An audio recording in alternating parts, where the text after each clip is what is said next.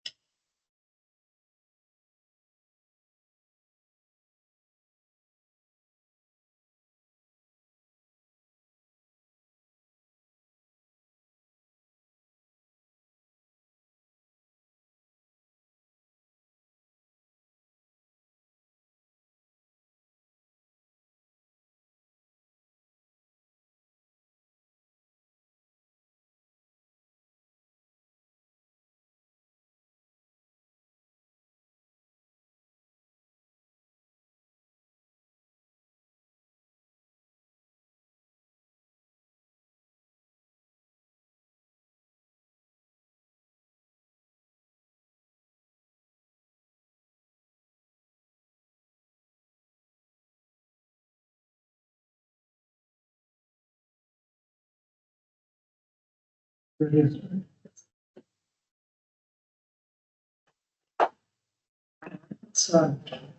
hit record then, please. And go ahead and start the meeting.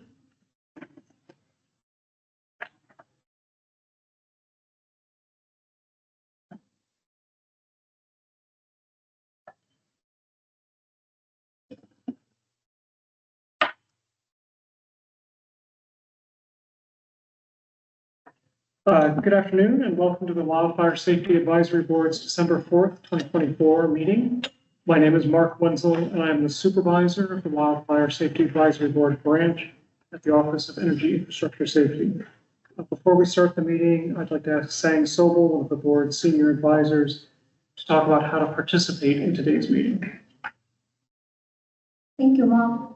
We welcome public comment during the general public comment period on the agenda and if desired after any agenda item. The public may participate and comment in person or remotely by Teams or by phone.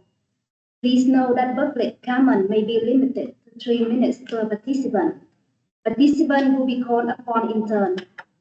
Participants can use raise hand function on the Teams video conference and they will be called upon. Participants on the phone may dial *5 when they wish to speak to be played in the queue by the operator. Please know that the chat is disabled. You may send written questions and comments during the meeting to our email address at wsab@energysafety.ca.gov. You may also submit written comments after the meeting to the same email address, wsab@energysafety.ca.gov, or to the docket after the meeting. Instructions for doing so are in the agenda. Written comments we receive will be posted on the docket portion of our website. Relevant material for today's meeting may be found on our website. The link can be found on the public agenda for today's meeting. Meeting materials are also available in the room. For those of you who are present in the room, you may sign in on the seat at the entry. Now I'm going to turn the meeting to Unit to review the building emergency protocol for those of us meeting in person. Good afternoon, everyone. For those of you joining us today at the physical meeting location, should an emergency evacuation be required, please proceed out the doors on my left side and continue down the stairs to the lobby and onto P Street. Continue to our evacuation site, Franklin D. Roosevelt Park, located at 9th and P Street. Also, the restrooms are located out these doors on your left-hand side just before the stairs. Thank you. Thank you, Sang and Unique. Chair Block, the meeting is yours. Thank you very much. I'd like to thank pardon me.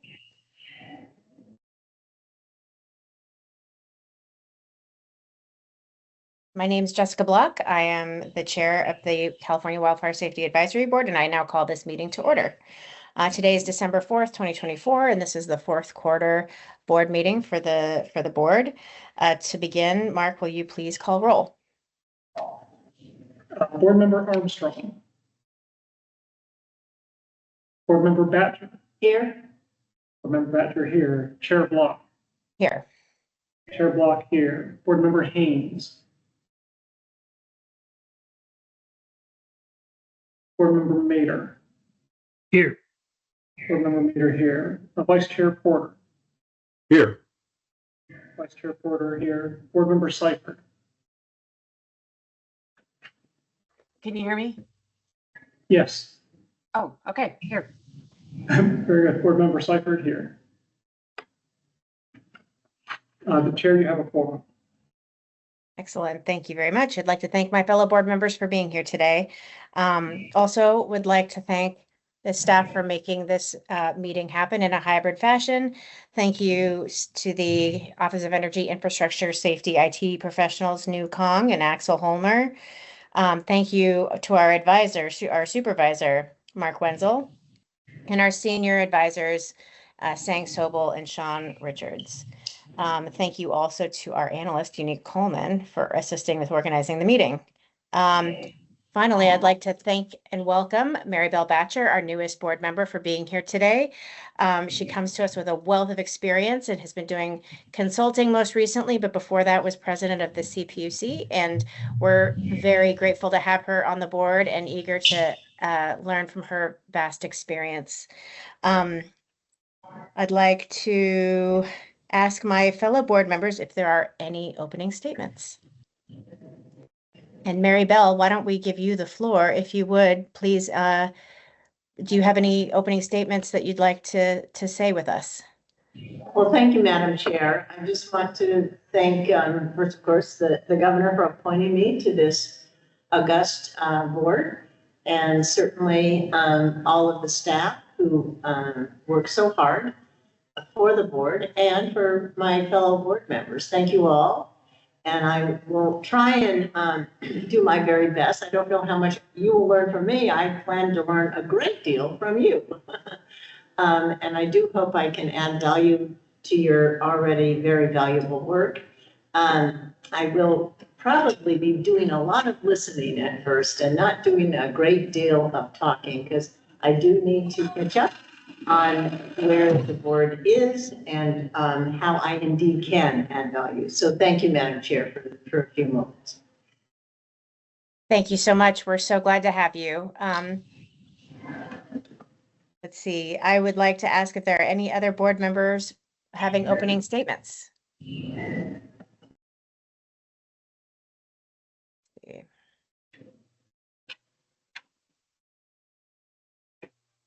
Waiting to make sure I can see everybody. Great.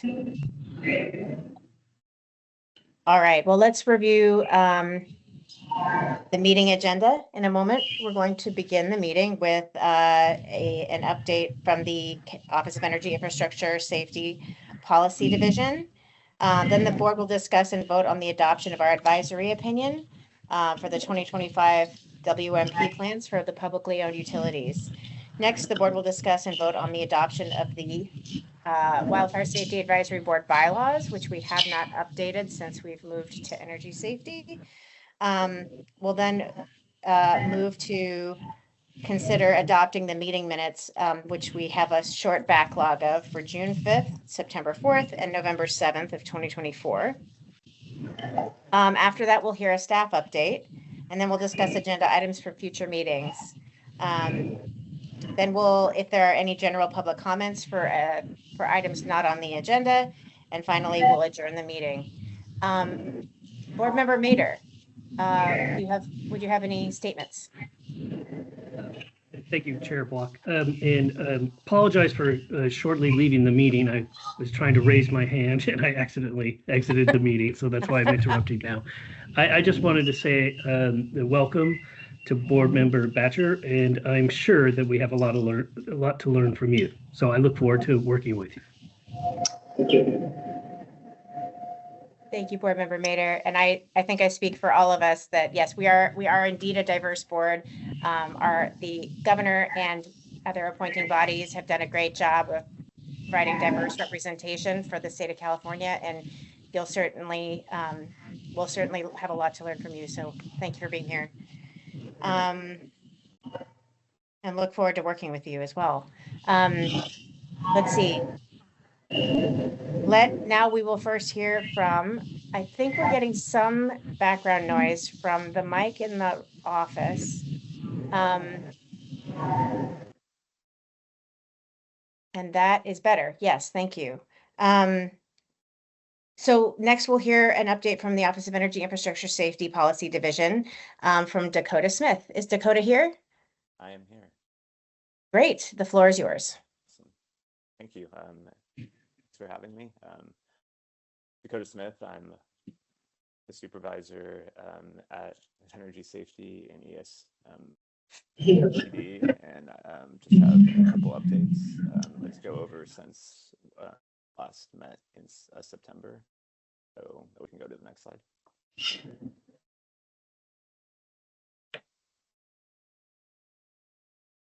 That's true. May I intercept for a moment? Yeah, the audio is low for you.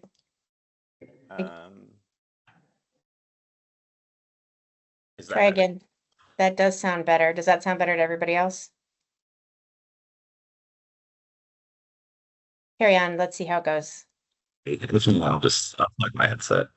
Okay. Cool. No, that's Awesome. way better. Thank you. Okay, cool.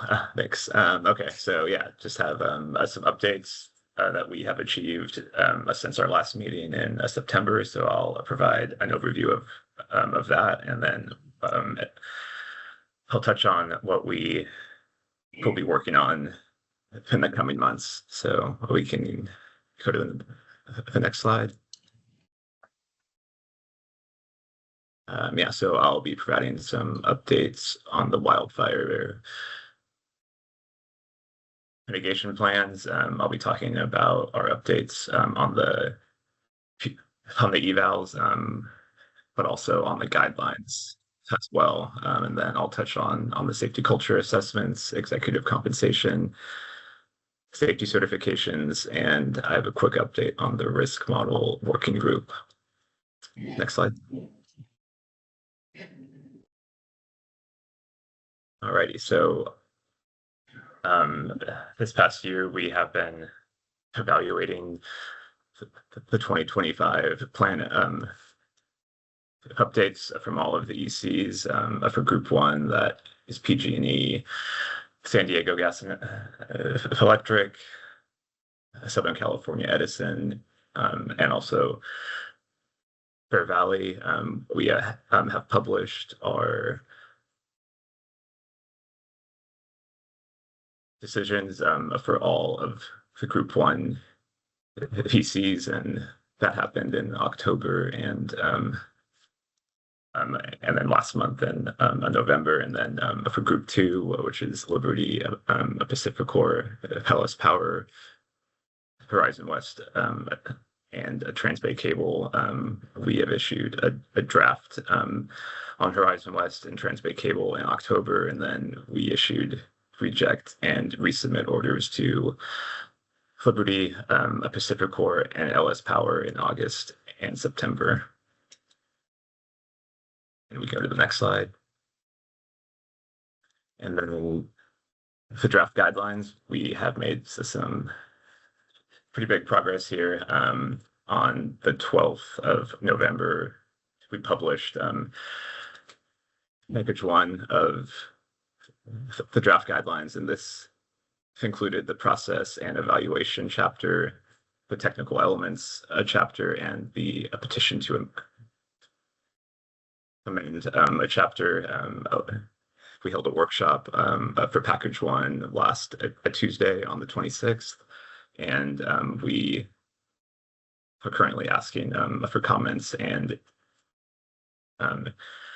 input on this package 1, and then for package 2, which will include the ITO chapter as well as the maturity model and survey guidelines that is in progress still, and we are expected to publish a draft of that here in a couple weeks. And then next slide.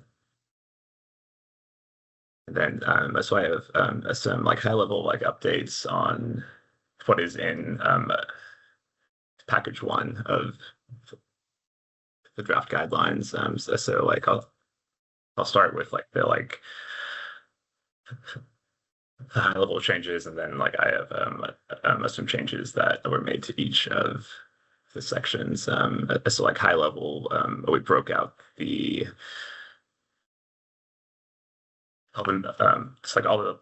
broke out all the mitigation sections, into other own standalone sections that they used to be 8.1 through 8.4, but we have each now their other own sections. So the grid section is now 8. Vegetation management and inspections is now section 9.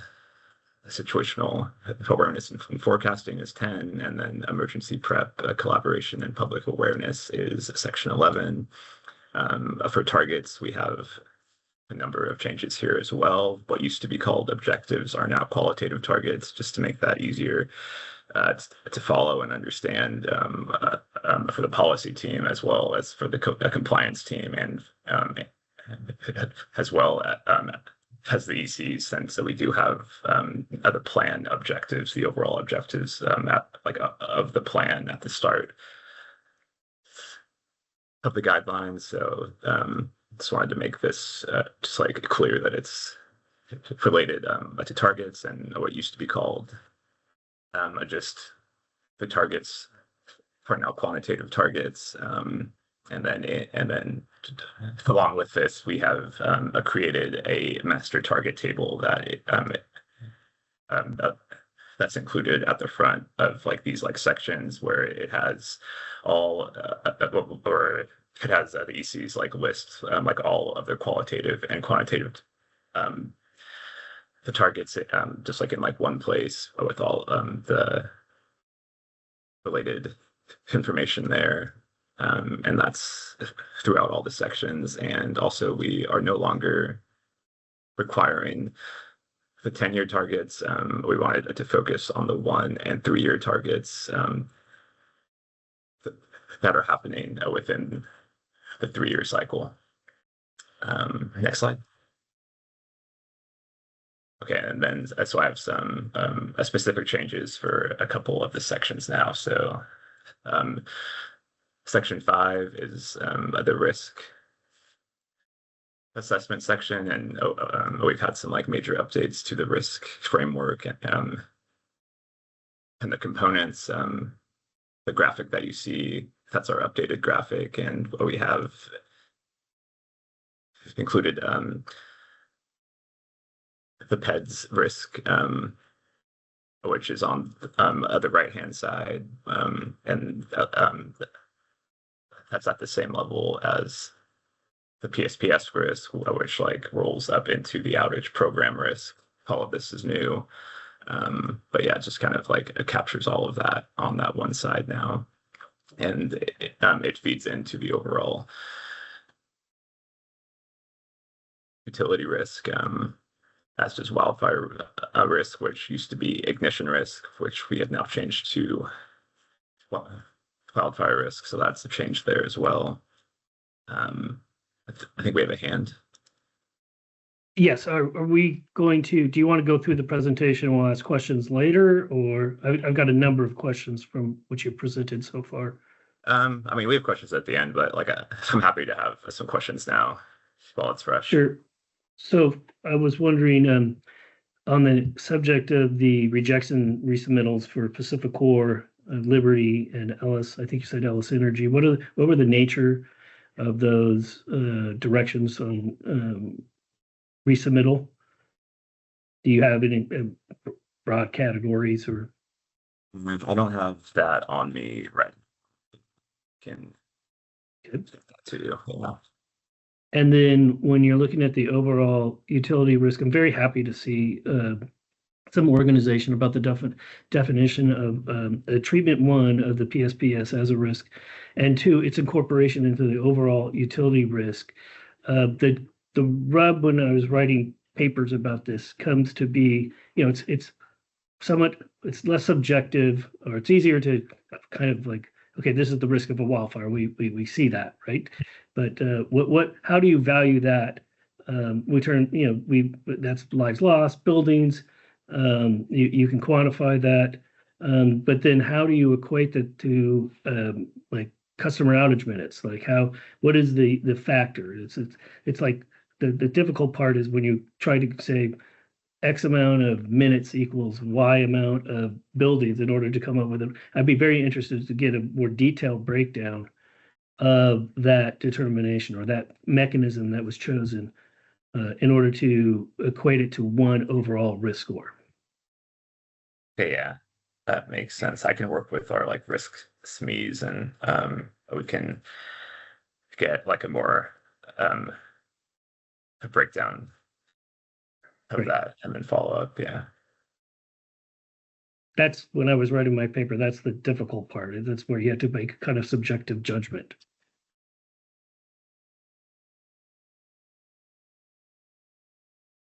Sorry, just jotting that down. Thanks. Any other questions so far from anyone?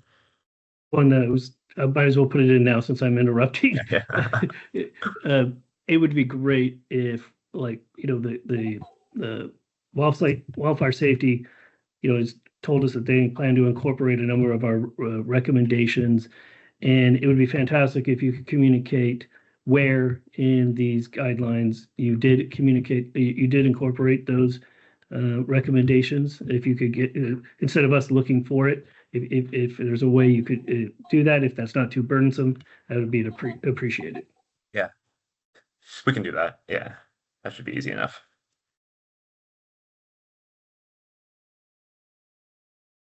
Because I think I think this is one of them. Yeah, I believe it was. Yeah.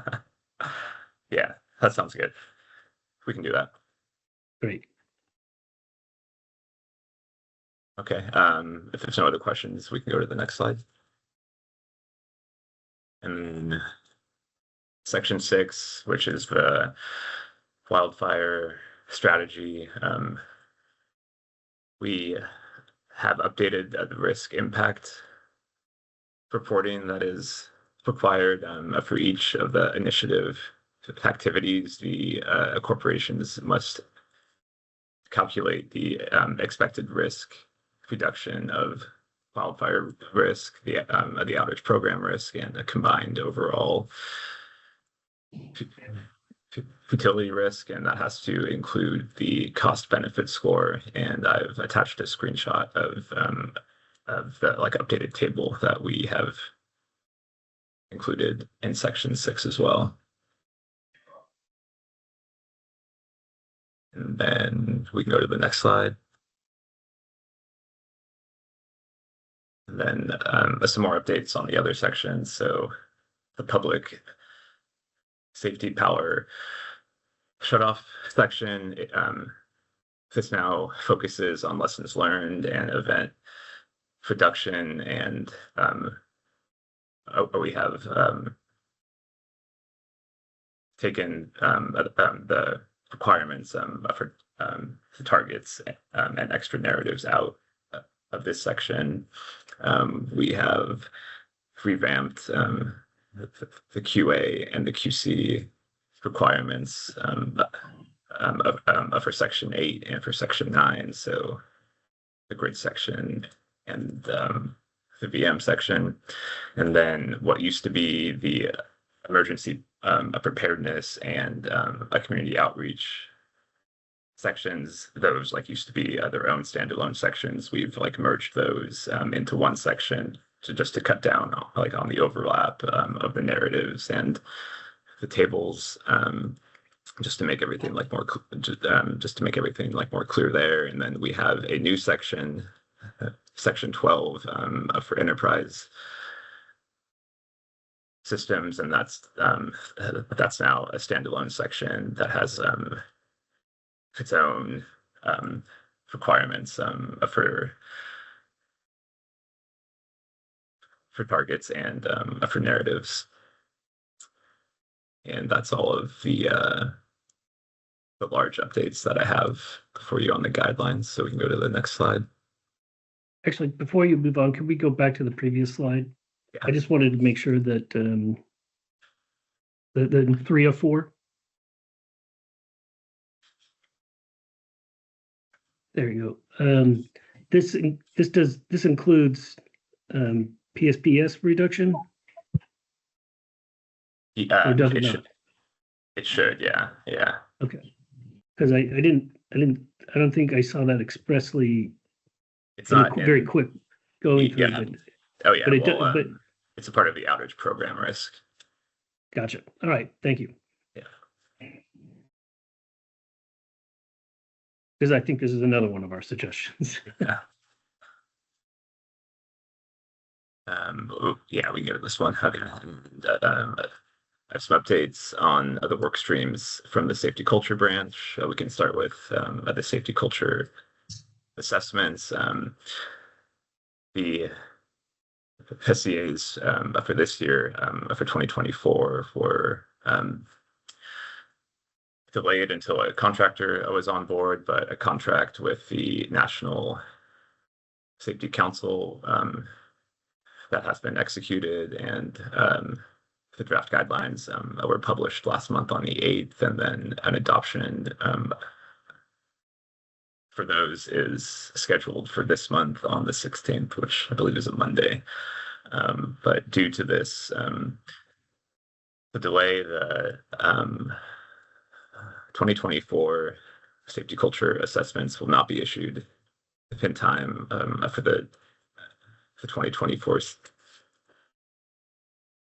safety certifications. The ECs will instead use their SCAs from last year for their the 2024 safety certifications. Next slide. And then executive compensation, the 2024 executive compensation structures were approved for PG&E, for SDG&E, for Edison, and for Bear Valley on October 4th of this year. And on safety certifications, those requests have been received from the same 4 ECs, and those are currently under evaluation. And then I believe I just have one more slide on the risk model working group. Yep. We have a contractor, Jensen Hughes, on board pretty recently, but because of the delay in getting a contractor, these working group meetings have been canceled through the end of this year. But in the meantime, our new contractor has scheduled introductions with the 6 PCs, the larges and the smalls, and for stakeholders to get some feedback on how to improve the structure of the working group for 2025. So we're excited to get those back up and going. And I believe that's all I have, so I can open it up for questions again.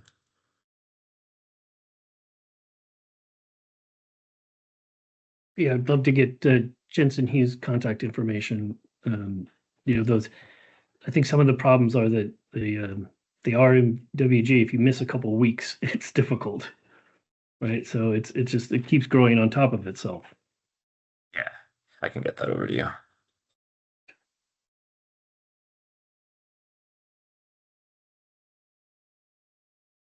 I'm going to run through public comment first before I come around to the board members. Are there any public comments in the room?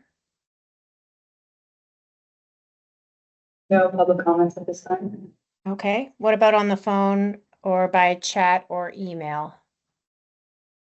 No public comments. Okay. Okay, board members, are there any comments on this item? I have one comment, Madam Chair, or question, actually. It's a tiny question I should have asked before it closed on the briefing. Could I be reminded where the executive comp is listed in the public code? I can't recall it now in terms of welfare mitigation. I know it's there, but, and if staff doesn't have it, I can get it. I remember it being kind of a well talked about section for a period of time. I was beginning of welfare mitigation safety division being formed. And I too am interested in the PSPS section of update, and had a similar question about how one measures some of the risk and how that was listed. So I'll be interested in reading that section. This is Meg from legal. Dakota, if you don't have that available, I can pull that and make sure that gets sent to you so you could take a look at it. That sounds good. I do not have that in front of me. Thank you. It's just a minor thing. I just need to remind myself of it. Not a problem. I'll pull that and make sure that gets emailed to you so you can take a look at it. Thank you. Thank you, council. Board Member Batcher, do you have any other comments or questions? No, that's fine. Thank you very much. All right, great. Any other board member comments? Well, I just want to reiterate how excited I am to see an overall risk score and a methodology for accomplishing that overall risk score. That is something that has been missing, I think, in these wildfire mitigation plans from the beginning. When PSPS was kind of bolted on, you could tell that, the reaction from the public experiencing all those PSPSs, and then the wildfire mitigation guidelines had been written for wildfire mitigation. And you could tell that in the effort, that it was late in the game for the initial guidance. And so they just bolted on, and the avoidance of PSPS. So to actually see the maturity of an actual model being developed, I appreciate that deeply. I'm sorry, Member Badger. I look forward to reading that because I have a great deal of interest in it, as you can well imagine from my days in BUC. Excellent. We're also do want to say that I've been taking a look into that framework as it stood in the last guideline documentation. I'm glad to see some changes. And also our advisor, Sean Richards, has been taking a dive as well into the 23 to 25 guidelines and how the IOUs have been reporting them, and how some of the nuances are important in terms of how they get reported and understood. So I'm personally really eager to dive back into the risk model working group very pleased to hear that Jensen Hughes is on board as the contractor to facilitate, and we as a board are eager to contribute as best we can to getting some concrete documentation and results from the utilities on this matter. So thanks, Dakota, for your presentation, and looking forward to next steps. Of course. Thanks for inviting me. I appreciate it.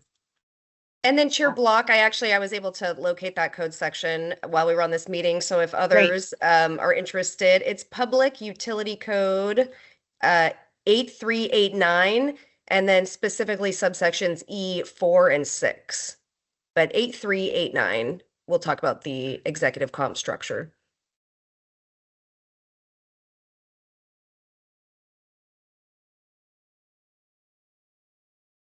Thank you very much. And will you also send it around? Would you mind? Will do. I'll send it over to Mark and have him circulate that. Excellent. Okay, final requests for board comments on Dakota's presentation.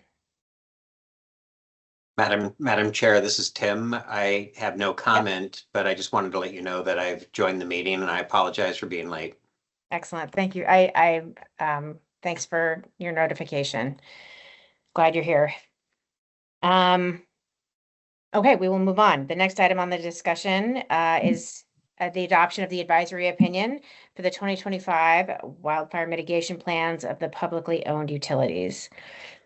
For this item, our Supervisor Sang will provide a brief summary of our advisory opinion, which looks not brief. So I'm looking forward to the substantial report review. Thank you very much. Sang, the floor is yours. Thank you, Chair Block. Oh, sorry, Dakota. Sorry. Thank you for being here. We appreciate your presentation. Of course. Thanks for having me, everyone. Thank you, Dakota. Okay, Sang, please take it away. Thank you. Good afternoon. My name is Sang Soho, one of the advisors for the board. First of all, I would like to highlight our journey in developing the advisory opinion for the BOU 2025 WMP. Beyond the board last advisory opinion for the BOU WMP approved on December 4, 2023, the BOU committee includes board member Hans and vice chair Porter, staff, and the representative from the BOU and the Joint Association met this time this year from January 19 to April 5th to collaborate on the 10 WMP topics. Following this meeting, we developed a staff report with preliminary recommendations, which was presented at the board's second meeting in June. The board advisory opinion for the BOU 2025 WMD aligns closely with the recommendation outlined in the staff report. The draft advisory opinion was published for comments on October 11, and the final draft was published on e-filing on November 22nd. There are no substantive changes in the final report compared to the draft, although we make a few minor edits based on the feedback from the BOU Joint Associations. We appreciate the BOU and their representatives for their insightful comments and contributions to the working group, which have been instrumental in refining our recommendation. In summary, the board has provided the following recommendation on 10 WMP topics. First, the BOU should provide a stand-alone summary of key wildfire mitigation initiatives, which may include completion targets, the cost estimates, categorized by program for the reporting period. The late WMP submission letter topic if for the BOU unable to submit the WMP by the due date, they should provide a letter explaining the cause of the delay and the estimate submission time. For tracking changes to the WMP, BOU should include a red line version or a summary of changes to highlight updates. To enhance digital accessibility, BOU should include internal hyperlinks in the WMP table of contents and follow accessible content guidelines. Regarding the area that exceeds minimum standard in the general order of it, BOU should include information in their WMPs about how they access their local condition and necessity exceeding applicable minimum standard in the general order and share their decision-making process, observation, and lesson learned. Next slide, please.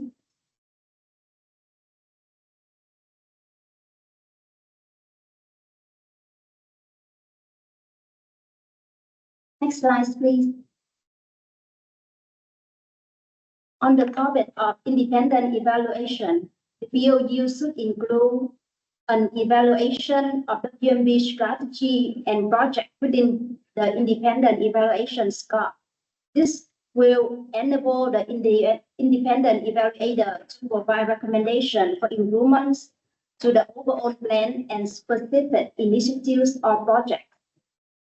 For alternative reporting for the BOU without overhead electric supply facilities in the XFCD, if this BOU has no updates in their WMP and do not anticipate any changes to the wildfire risk in their service territory in the coming years, they may submit the same WMP along with the MUA template supplemental letter. Additionally, they should regularly evaluate their risk and update their WMP accordingly. To highlight progress and achievement, BOU should provide detailed information about the project targets, timeline, and update and progress update in the WMP. Regarding the QA/QC target, BOU should provide description of their QA/QC programs and lesson learned from the inspection and maintenance programs in the WMP. On the performance metric topic, the board recommends that the BOU use the CMUA 2024 revised metric template to develop their own metric table and provide information in the updated section of the context setting template. Finally, the board recommends ongoing engagement with the BOUs and the Joint Association.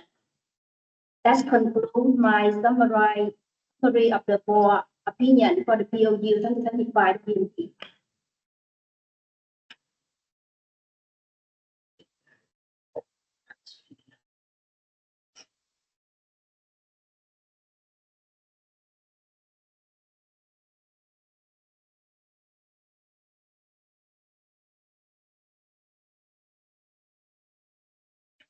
Thank you very much, Sang.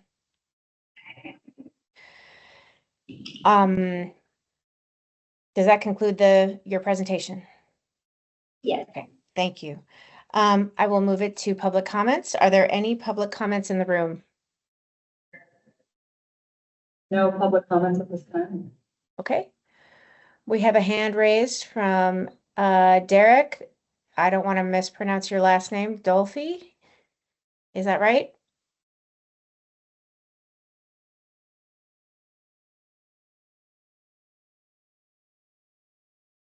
I believe you might be a public commenter. Yes. Can you Go hear me? ahead. Yes. Yes, thank you so much. Good afternoon, Chair Block, board members, and staff. My name is Derek Dolphy. I'm the Director of Energy for the California Municipal Utilities Association, or CMUA. First, I just want to thank all the members of the board and staff for your commitment to this process and the hard work that you guys all put in to put the advisory opinion together. CMUA has been participating in and currently supports the Joint Association meeting process because it allows for significant engagement between the board members and municipal utilities and rural co-ops. In these conversations, we're able to divulge into technical matters, and we created a space to discuss in detail how municipal utilities and co-ops are approaching wildfire mitigation. One of the key things of these discussions was identifying ways for municipal utilities and co-ops to more effectively communicate the mitigation strategies that they're already using. So I want to say thank you again for the collaborative process, and that CMUA supports the advisory opinion. And we feel like these recommendations are reasonable and will help improve municipal utility and co-op wildfire mitigation plans. So Thank you again. We look forward to continuing these efforts for the rest of this year and into next year. Thank you very much for the opportunity to provide comments today. Thank you very much, Mr. Dolphy. I want to echo back. Thank you very much for the collaborative process as well. Very much looking forward to continuing. And based on the report also, I want to say it looks like there's some great representation and understanding of the diversity of the publicly owned utilities, and really want to honor and respect the progress that we're making collaboratively. Thank you very much for being here. Are there any other public comments on the phone, by chat, or by email? No public comments at this time. Okay. Board members, any comments? In particular from the, Board Member Mader, go ahead, but I also would like to ask for some comments from the POU committee afterwards. May I defer to the POU committee first? Okay, excellent. Board Member, Vice Chair Porter, please. Yeah, thank you, Chair Block. Yeah, these recommendations, we in a previous quarterly meeting presented a rough draft to. And when it went to public comment and we posted it publicly, we received a couple of suggestions, which the version that we see today and the board has looked over, we incorporated those. It helped give us more clarity on our intent to our advisory recommendations. It got us to the place that we need to go to move away from, as we reported in the past, moving away from a more structure focused examination of the WMPs that the POUs and co-ops submit on a yearly basis, whether it's a comprehensive WMP or the updates, and allowing us to create a bridge to a more substantive examination of and really examine in a qualitative nature the effectiveness of the mitigation efforts to reduce the risk of a wildfire or ignition on the part of the POUs. These recommendations and ultimately Director Dolphy expressed it well. We have developed a fantastic working relationship with all of the POUs and their representatives. CMUA as a leader in NCPA, SCAPA, Golden State Power Cooperative. But I would be remiss if I didn't, applaud the mentorship and leadership of board member Tim Haynes. He helped us definitely move through some of the uncomfortable moments and be able to address the real, not low-hanging fruit, but the more substantive issues to move out of the vacuum that we were in issuing recommendations in a silo to a structure and schedule that we can issue opinions that can be adopted in a reasonable amount of time and presented to governing bodies for us to see movement in the area that is most important to us, which is reducing the risk, understanding the risk model for each POU that is most high on priority for them, and to see the benefit of their mitigation efforts. So again, we think that we've done good work and absolutely recommend adoption. And if Board Member Haynes has anything to say, I personally would definitely appreciate it.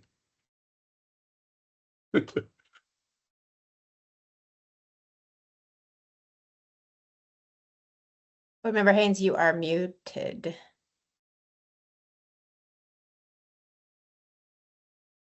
Madam Chair, do you mind if I just make a comment? Please. this has been very gratifying to have been part of the work that's being presented today. And so it's, why it is that I had wanted to become a part of the Wildfire Safety Advisory Board. We do important work, being able to bridge a gap between ourselves and the POU community. Was just a great opportunity in order to be able to serve the state of California and the citizens. So I'm grateful. Thank you. Thank you very much, Board Member Haynes and Vice Chair Porter. This was a lot of work over several meetings. I'm super grateful for it and looking forward to next steps in the process. Board Member Mader, do you still have a comment or question? Yes, thank you, Chair Block. I deeply appreciate the work that the POU subcommittee did on this project. I look forward to this new way of relating to the POUs on the part of the Wildfire Safety Advisory Board.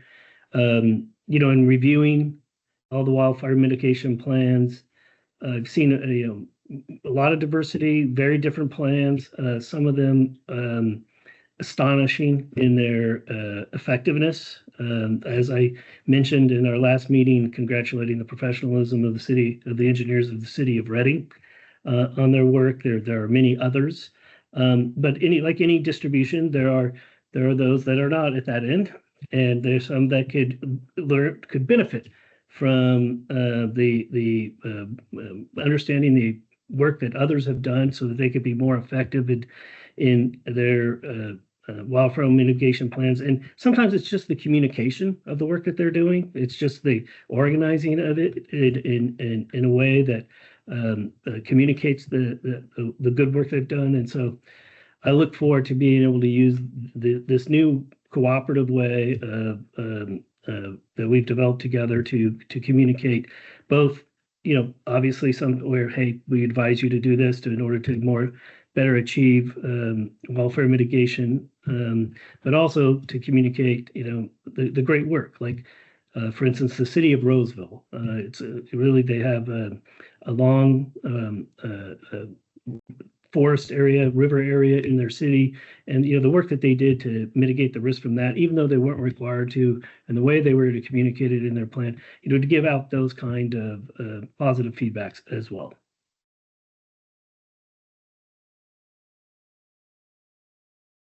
Excellent. Thank you very much, Board Member Mader. Any further comments from board members? All right. Hearing none, I will entertain a motion to approve our advisory opinion for the 2025 wildfire mitigation plans of the publicly owned utilities. The advisory opinion. Chair Block, I'd like to make a motion that we adopt the advisory opinions for 2025 wildfire mitigation plans of the publicly owned utilities as presented. Excellent. Do I hear a second? Chair Block, I would like to second. Thank you very much. Do we take a roll call vote, Mark? Yes, Chair, I can call the roll. Will you please take a vote for, it is moved and seconded that the Wildfire Safety Advisory Board approved the advisory opinion for the 2025 wildfire mitigation plans of the publicly owned utilities as presented.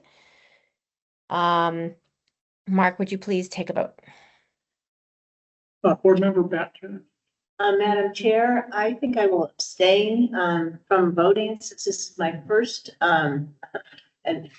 advisory board meeting. I have read through the draft report, but I don't have the wonderful benefit of all of the public meetings that you all have been participating in or the joint association meetings. So I don't really feel that I have the wherewithal to properly vote today.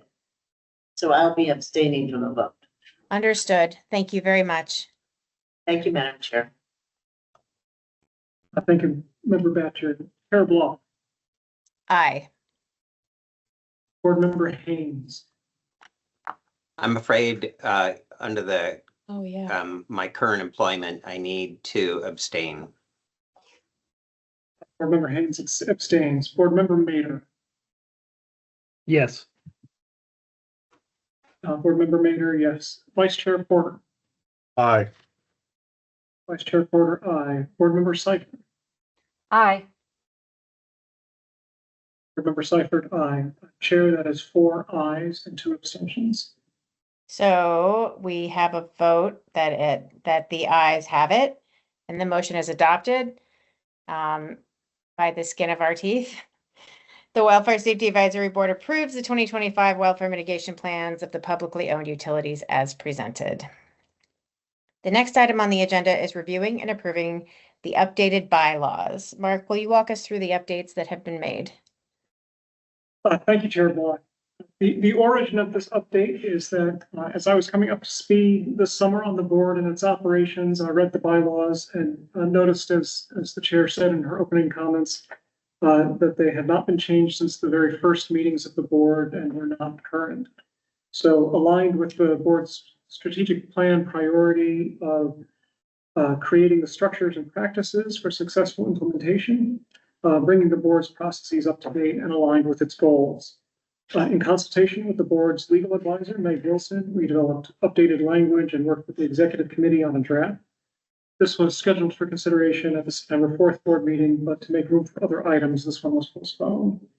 There are not any changes in policy in the proposed revisions, purely a cleanup. One category here is updates. So, for example, changing references to the Wildfire Safety Division to those, making those references to the Office of Energy Infrastructure Safety, and replacing outdated language on remote meetings that was superseded by changes to the Magna-Keene Act. The second category was consistency, making language internally consistent, more consistent in how it quotes or mirrors the statutes. And finally, minor changes, including changes to the formatting, for example, using words automatic list numbering for the heading numbers. So I'm happy to take any questions, and Meg Wilson, the board's legal advisor, is also on the phone and can help us with questions. Thank you, Mark. Council, do you have any additional comments? Or are you just here to answer questions? I'm here to answer questions. Yeah, we did go through, Mark and I together, again, just to, as Mark, echoing what Mark said, just to make sure that this document was up to date. Bagley-Keene, that body of law hadn't been updated in 30 plus years, but it did get updated following COVID because like this board, a lot of boards are operating in a hybrid fashion. So those were updated. So we wanted to make it consistent with those updates in the law. And it's actually somewhat unique in that the rules for remote attendance actually sunset at the end of next year. So they change again, and that was built into the law. So Mark and I thought about that, and so we didn't have to keep updating these bylaws. We tried to write them in a way that they're consistent, even when that happens. Excellent. Thank you for that update.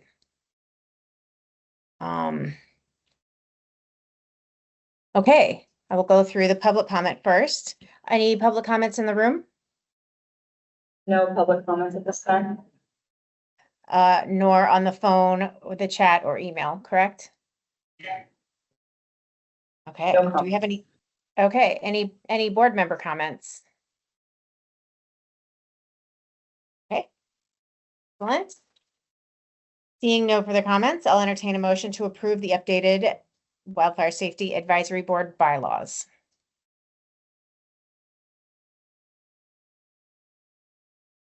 So moved. Thank you. Do I get a second? Second. Great. It's moved and seconded that the Wildfire Safety Advisory Board approve the updated bylaws as presented. Those in favor? Well, I'm going to hold on that. Mark, will you please take a vote? Yes, Board Member Batcher. Yes. Board Member Batcher, yes. Chair Block. Yes. Chair Block, yes. Board Member Haynes. Yes. Board Member Haynes, yes. Board Member Mader. Aye. Board Member Mader, aye. Vice Chair Porter. Aye. Vice Chair Porter, aye. Board Member Seitzman. Aye. Chair, the vote is 6-4, none against, and no abstentions. All right, the ayes have it. Thank you for the vote. The motion is adopted. The Wildfire Safety Advisory Board approves the updated bylaws as presented. We are slightly ahead of schedule, everyone. We will take a 5-minute break. Let's come back at about 6 minutes after 2 p.m. Please turn off your cameras and mute yourselves as you step away. Thank you very much.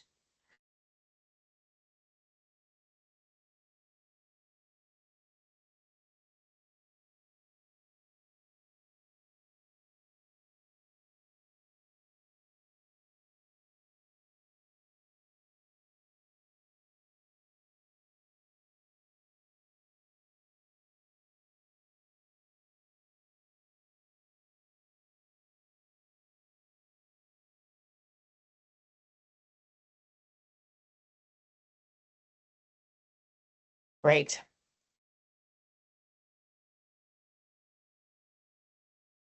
Making sure I'm seeing everybody. 1, 2, 3, 4, 5, 6. Great. Wonderful. Okay. Next slide, please.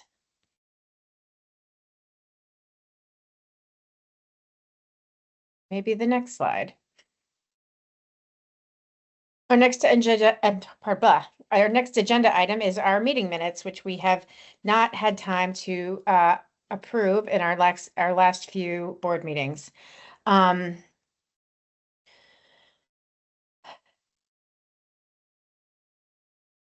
I go straight into public comment here, Mark, or is there any content we should discuss? No, we don't have staff prepared for this, so ready for any public comment or board questions. Great. I trust that we've all reviewed them. Are there any public comments in the room, on the phone, by chat, or by email? Unique. No public comments at this time. Okay. Are there any board members that have any corrections to the minutes or any comments to make? Madam Chair, Yes. Board Member Batcher. make myself known to you. Yes, Madam Chair, I will be abstaining from voting on the 3 documents, June 5th, September 4th, and November 7th minutes, as I was not yet on the board. Excellent. Thank you very much for that comment.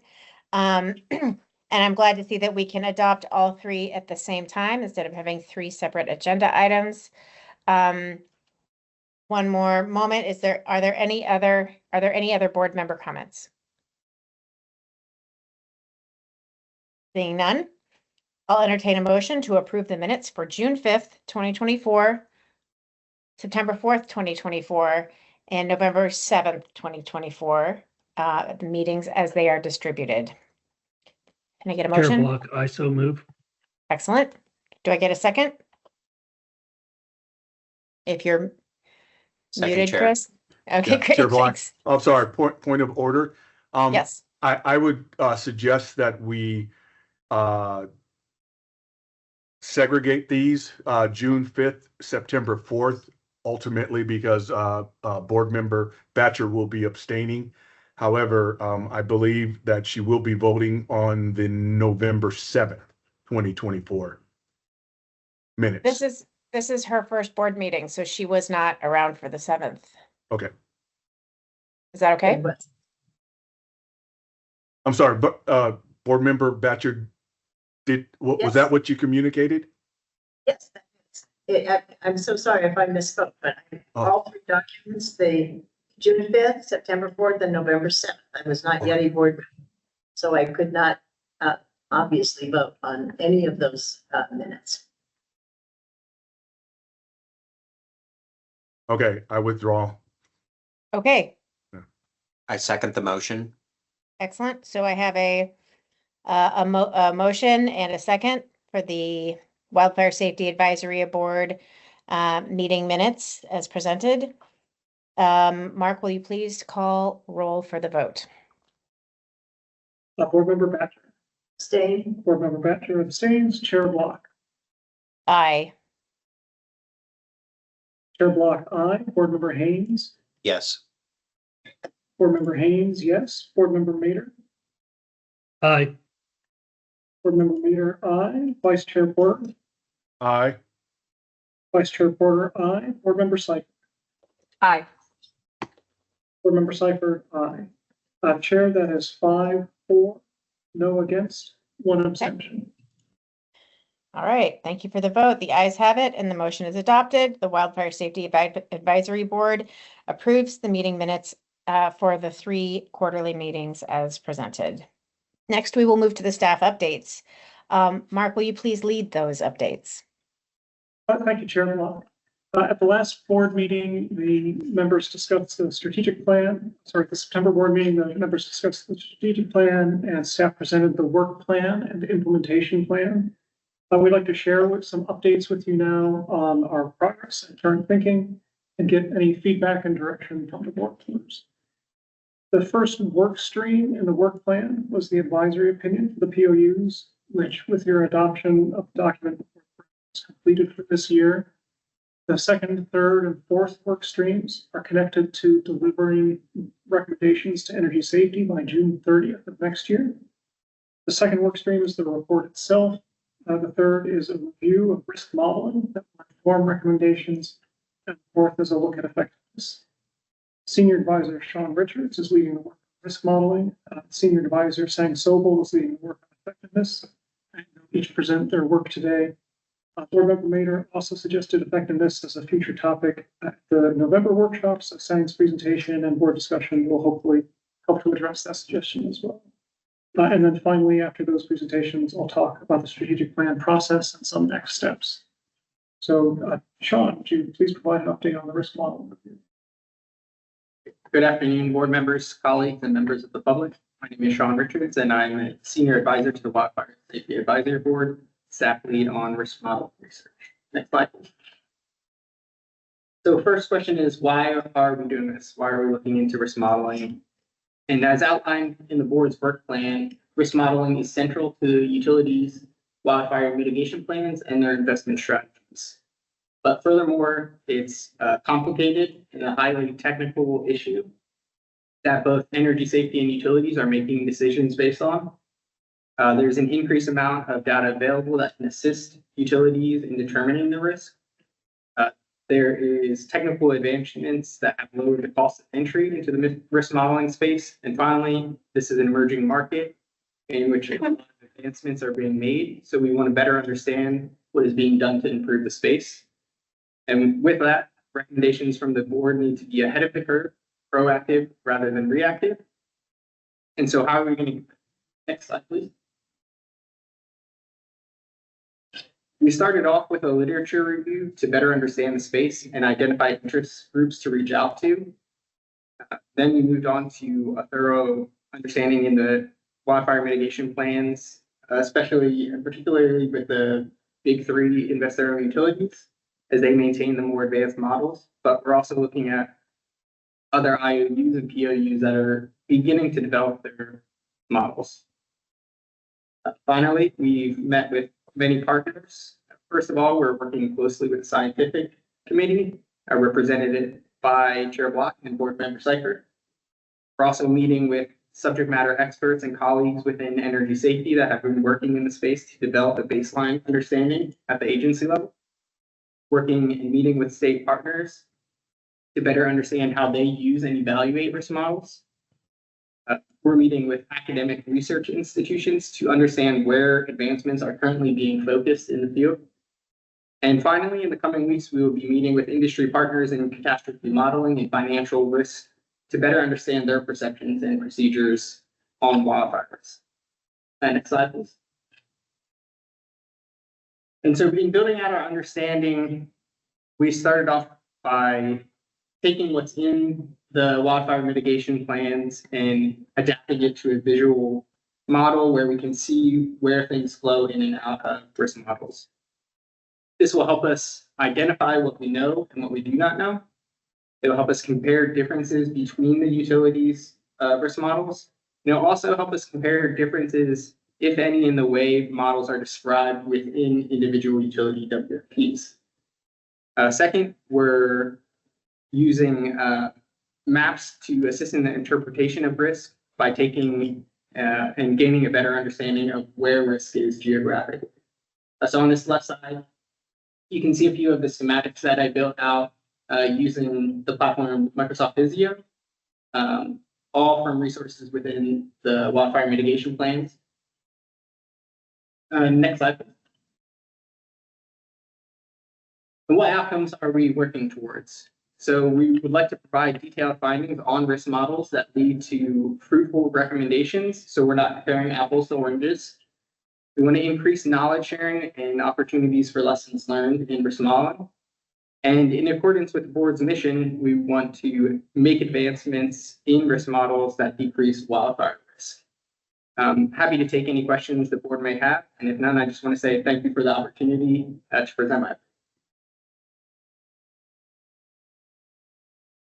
Thank you very much, Sean. I want to say that he's doing an excellent job teasing apart the details of what's required in the mitigation plans, what the industry is moving forward, and where some of those sweet spots are going to be for the advisory board to provide recommendations.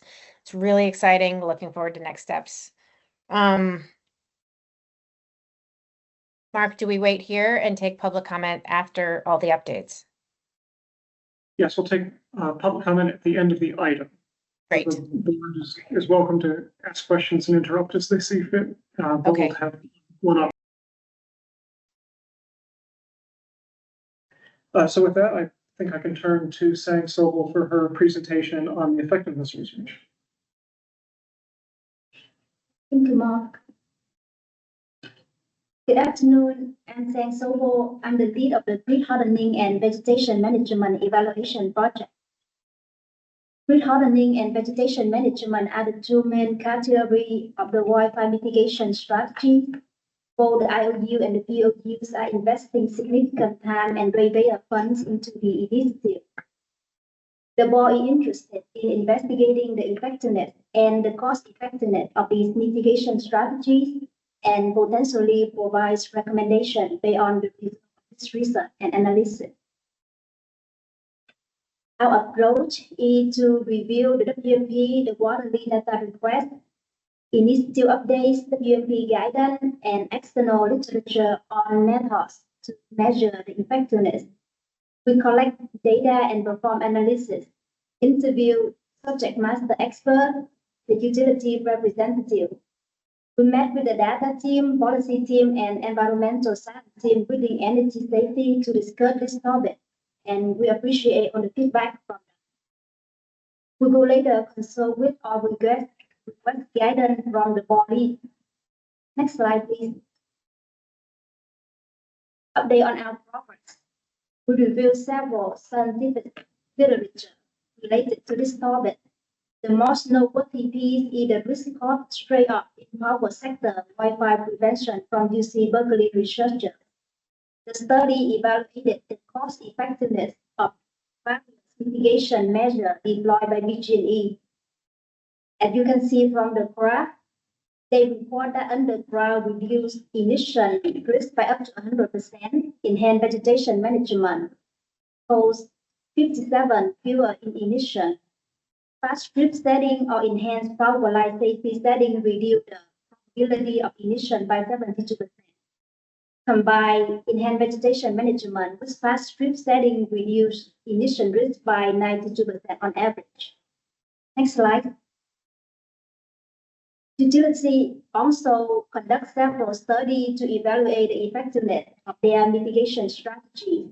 In the 2023 to 2025 WMP, they highlighted improvements in outages due to enhanced vegetation clearance in their joint study. At PG&E saw about 20% outage improvement. Next slide. While SDE saw critical circuit interruption reduced by 60% in XFTD, 42% in non-XFTD, and 48% Next slide. And BG&E outage, so fluctuation. These utility will provide updates on their study of effectiveness and of enhanced vegetation clearance in the next WMP submission next year.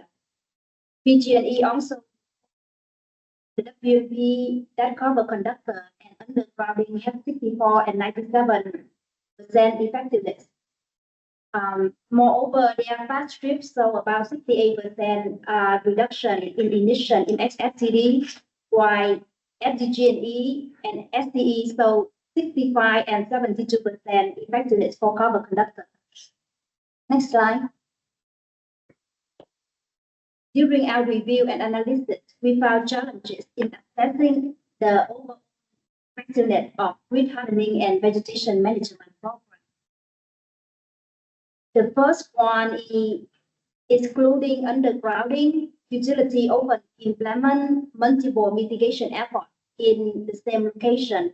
This combination of strategies make it difficult to isolate the impact of any single type of effort on wildfire risk reduction.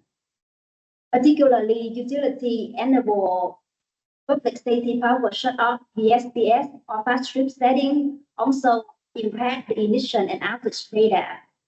As shown in the graph, from BG&E, VSPS, and fast strip setting led to several avoided emission and outages from 2019 to 2022. Therefore, when compare data, we have to factor in the impact of VSPS, fast strip, or any other type of mitigation effort implemented to risk reduction accurately. Next slide. The second challenge is inconsistency in reporting. The enhanced vegetation management programs are vary significantly by utility. For example, BG&E due to have a dedicated EVM program, while SDE and FDG&E combine their enhanced tree trimming efforts with their vegetation management activity. Additionally, utility use different units of measurement for vegetation management. For example, BG&E and SDE use while FDG&E use 3 units. Therefore, not only assessing the effectiveness for the EVM program challenging, but direct comparison between the utility is complicated. One of the most significant challenge for us to perform the effectiveness calculation on our own is the lack of sufficient data for this effort due to grid hardening implementation at small scale. Less than a few hundred miles of undergrounding have been completed in recent years. For cover conductor, it's mostly been carried out by SDE, while BG&E and SDE, FDG&E less prioritized on cover conductor. The small number of miles of work completed make it difficult to gather meaningful emission data before and after implementation for the area to compare. Next slide. The number of reported emissions have not been particularly high and is on the verge of decline, which is a good thing. However, it also makes it hard to identify the real risk reduction based on emission data. For SDG&E, the total number of emissions is less than 100 per year for their entire service area. When we narrow down to the emission data in the area that implemented cover conductor or underground, the number of emissions gets very small, and the fluctuation before and after implementation may not reflect the risk reduction accurately. Next slide. Lastly, we know that weather plays a critical role in emission of wildfire, and fluctuation in weather can significantly impact the data on outages and emission. The variability in weather conditions can lead to skew the data, make it hard to assess whether wildfire risk reduction actually due to the mitigation effort or simply due to the favorable weather condition. We heard from many that we are lucky that the weather has been good in recent years. As shown in the graph, California was in exceptional and extreme drought in the 15, 16, and 22, 21, and 22 period. The initial number was high this year, but 2020 was the largest wildfire season in California record, with more than 4% of the state total land burning in a single year. PG&E also have the highest emission in 2020, even though 2020 was not the worst year of drought. In short, we should not consider one factor alone, but because not only drought, but also have to consider other weather elements, including humidity, wind, which have impact on emission and wildfire consequences. It's not simple to normalize the weather data or measure exactly how weather factor impact emission.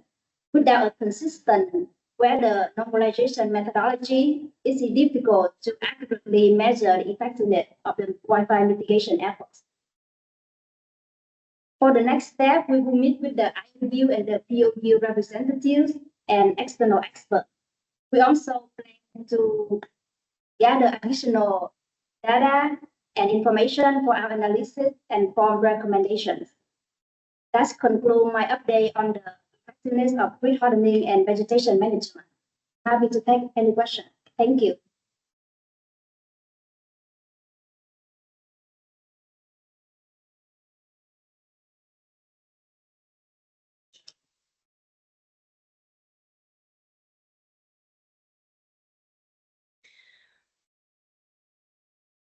Thank you, Sang. That was excellent. Shall I move to public comment? I will do so. Chair, if there are no questions from the board, I can give the final element of this item, which is my update on the strategic plan and implementation plan updates. Then we can ask for public comment.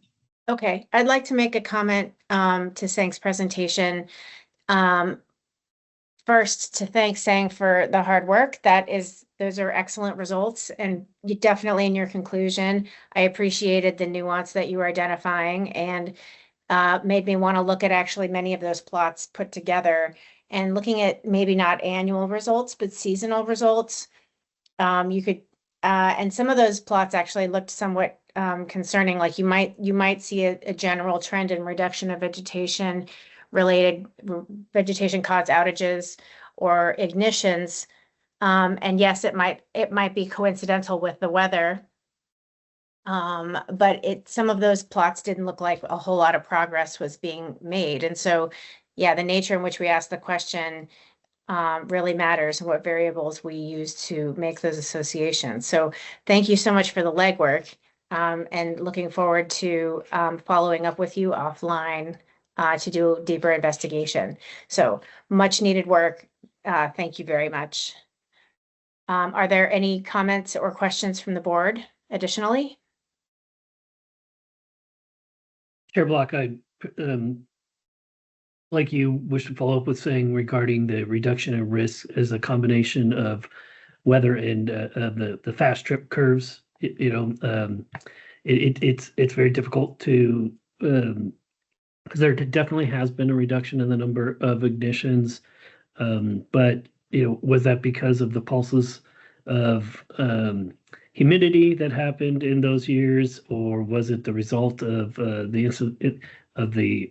installation of those fast trip curves, which vastly reduced the amount of energy in the initial fault? So I'd like to look into the methodology by which it measures the reduction in risk. Excellent. Board Member Seifert.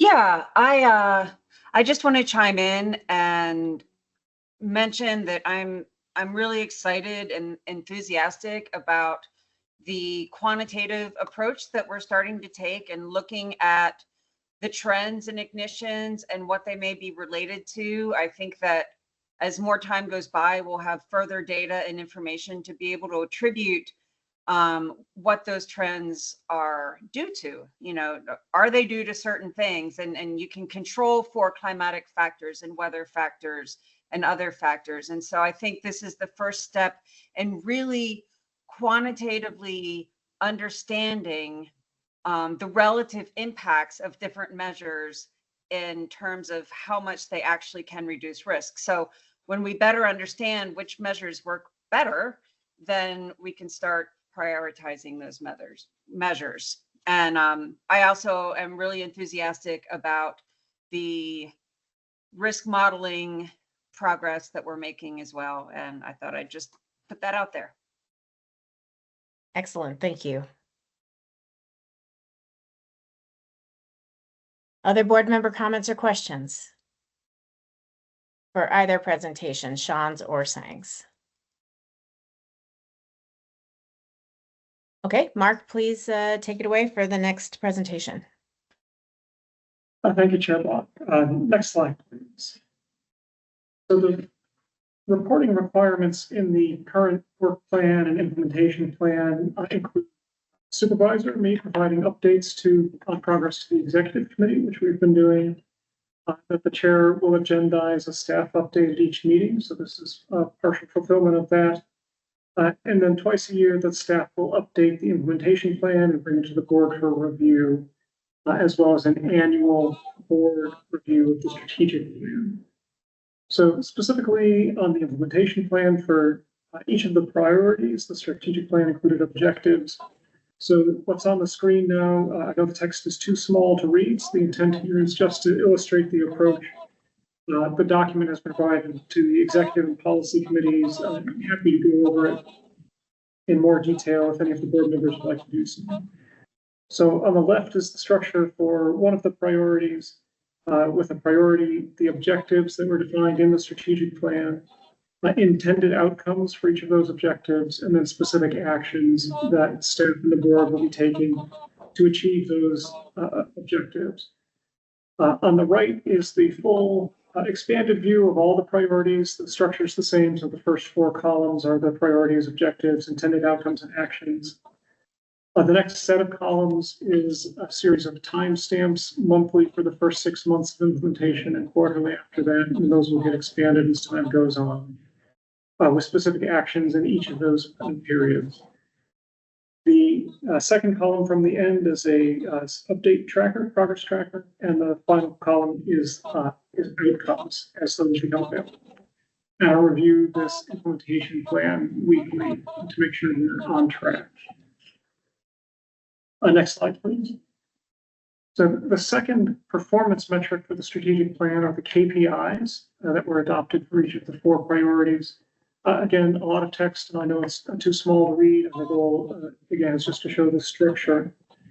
For each priority, the implementation plan included KPIs. Progress on these would be updated quarterly in association with the quarterly board meetings and shared with the executive committee and policy committee. Next slide, please. So the implementation plan also calls for twice annual updates. This is an interim update, but the next opportunity from the September meeting will be the March 5th, 2025 meeting, which is the next scheduled board meeting.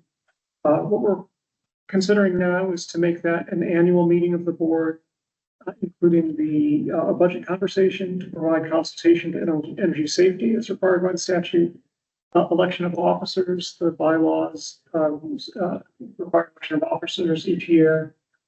We'll have the updates on the strategic plan, implementation plan, and work plan, and review committee assignments. So my plan for the updates to the strategic plan, implementation plan, and work plan is to check in with each board member on their priorities, develop staff recommendations, and share those with the policy committee and executive committee, and provide direct recommendations to the board, all of this in advance of March. I'm also working with Kirsten Talon, our strategic planning consultant, in the steps and products.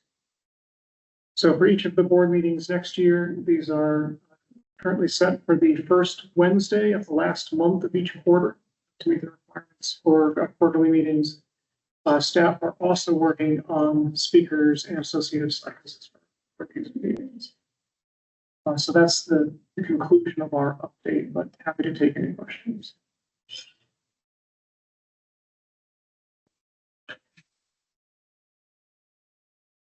Board members, any questions or comments?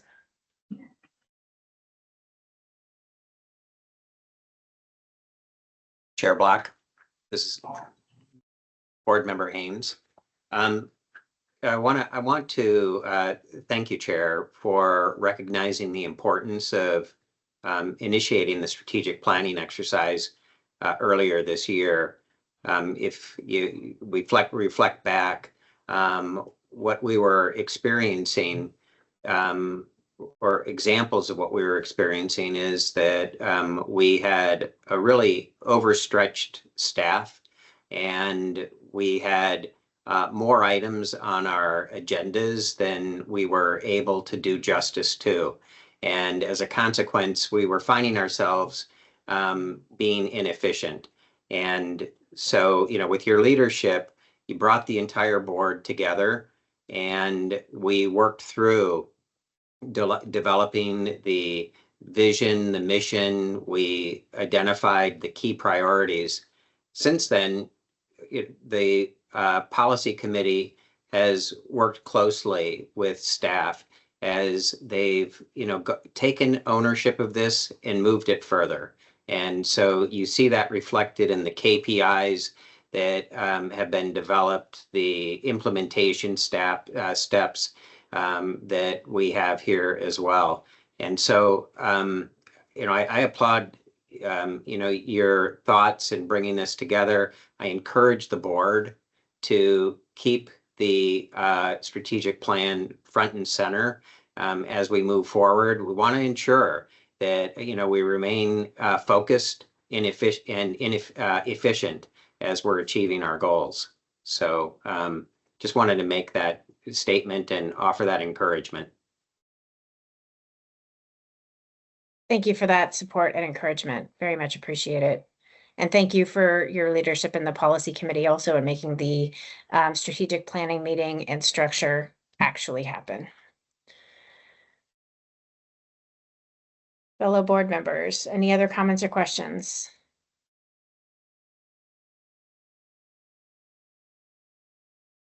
All right, hearing none, I'm gonna move to any public comments. Are there any in the room, on the phone, by chat, or by email? No public comments at this time. Okay. And I'm just taking a final round. Any additional board member comments? All right, please take note of the future board meeting dates. There should be holds on your calendar. Also, remember that our mitigation plan guidelines, recommendations are statutorily required to be approved in June, but that also means that we really need to have them organized and in the very earliest part of the year. So look for, keep an eye out for messages from Mark and Sang and Sean on the advice that we will be putting together into document form in as early as January and February. I will go move on to the next agenda item. Do any board members have any proposed items for future meetings?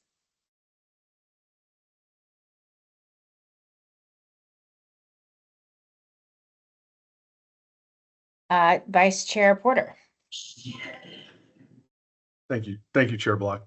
Yeah, I would definitely like to see either a presentation from the federal agencies that the IOUs and POUs deal with in their veg management efforts, and explain the relationship, the permitting process, and kind of get an overview and understanding of the hurdles to some POUs being more effective, or IOUs in certain areas with certain agencies, or to understand what the actual process would be in order for them to effectively mitigate the veg management risk that they face. Noted. Mark, have you taken note of that as well? Yes, Chair. Thank you, Vice Chair. Okay. Great. Any others? Future board meeting topics? Board Member Haynes. Maybe this is an addendum to what Board Member Porter just recommended, but it would seem to me as though coincident with receiving information from the agencies that we need to be able, the POUs need to be able to, work through in order to be able to get proper permitting and to support the vegetation management.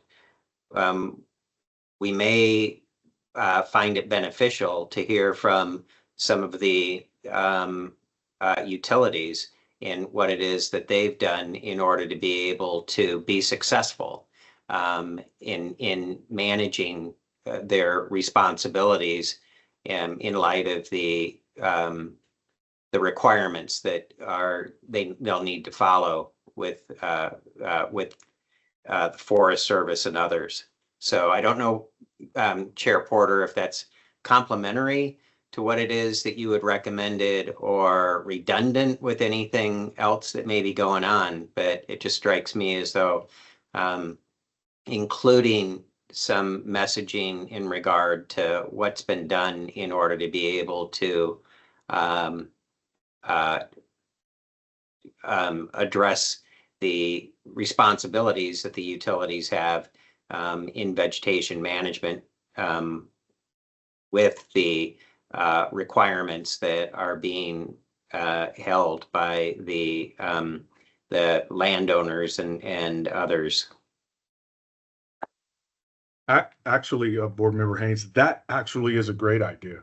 That actually helps evolve the conversation, and it would probably be more effective if the utilities would actually present first or talk with us first, and then also, or together with the federal agencies that they deal with. And that may be a way to open up a better dialogue, or at least a better understanding for this board. But I do echo your sentiment. Fantastic. Mark, let's note these down and start planning for it in one of the board meetings next year. Thank you. We have those notes and we're happy to work with the board on those things. Great. Okay. Any further board comments on future topics for board meetings? Okay. Are there any public comments on this discussion in the room, on the phone, by chat, or by email? No public comments at this time. Okay, if no further agenda items are proposed, then we can move to the next agenda item. We have space for general public comment for anybody who would like to bring something up to us that was not existing on our agenda. Unique, are there any public comments for general comment in the room, on the phone, by chat, or by email? No public comments. Okay, this closes the general public comment opportunity. We are now to the end of our meeting. Let's see, do I need a motion to adjourn? Mark? You do not, as the chair, you can All right. adjourn. Okay, we are ready to adjourn. Thank you all for participating in this meeting. Please don't hesitate to reach out to us. If you want to get a hold of us, or if you have further information you'd like to share, please email us at wsab@energysafety.ca.gov.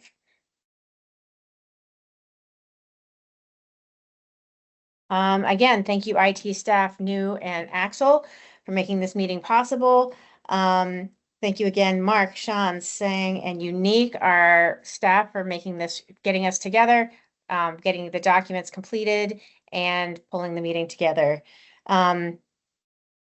Thank you again also to those from the, for those that were here to attend the meeting with us. I want to acknowledge those from the POU community. I see your names on the list. Thank you for being here with us. As always, we really appreciate your support. Thank you also other members to the public who've attended today's meeting. And your efforts will help all Californians. Thank you all, and we hope to see you in the next meeting, March 5th, 2025. The board meeting is adjourned, and thank you for your participation.